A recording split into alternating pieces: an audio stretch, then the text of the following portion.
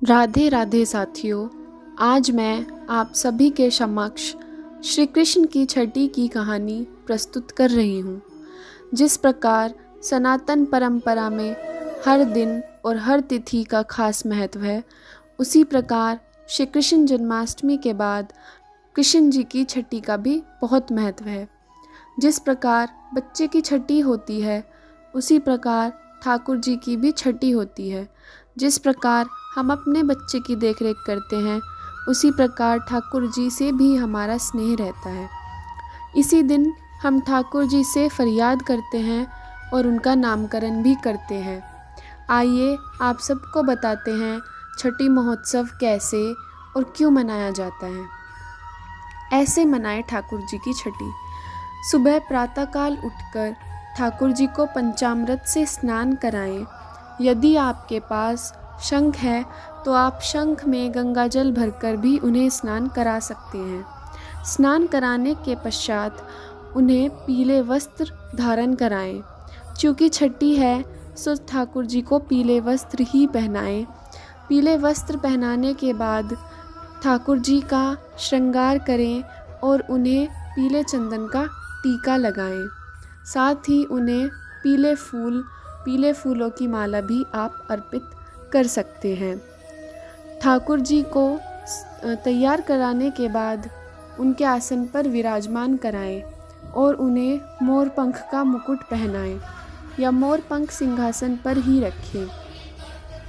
इसके बाद आप ठाकुर जी को मिश्री और माखन का भोग लगाएं और साथ ही में कढ़ी चावल का भोग भी लगाएं और इसके बाद इसको प्रसाद रूप में वितरित कर दें।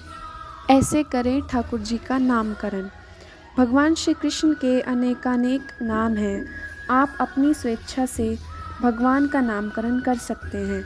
यानी आप उनको माधव कह सकते हैं, केशव कह सकते हैं, लड्डू गोपाल कह सकते हैं, ठाकुर जी कह सकते हैं या फिर उन्हें कन्हैया कहकर भी पुकार सकते हैं। आइए जानते हैं श्री कृष्ण की छठी की कथा।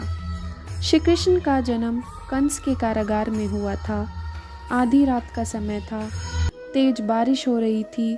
मोह माया के प्रताप से कारागार के समस्त प्रहरी सो गए। आकाशवाणी हुई और वासुदेव ने रातों रात उनको गोकुल में नंद के घर पहुंचा दिया। कंस जब कारागार में आया तो उसको बताया गया कि लड़की का जन्म हुआ है।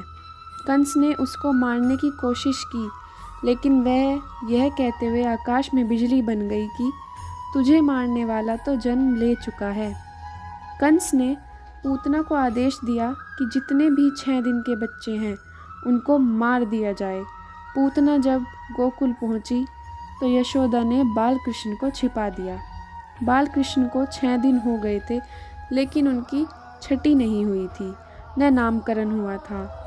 कृष्ण के 6 दिन पूरे हो जाने के बाद जब यशोदा ने 6 दिन के बच्चों के मरने की सूचना सुनी तो वह घबरा गई।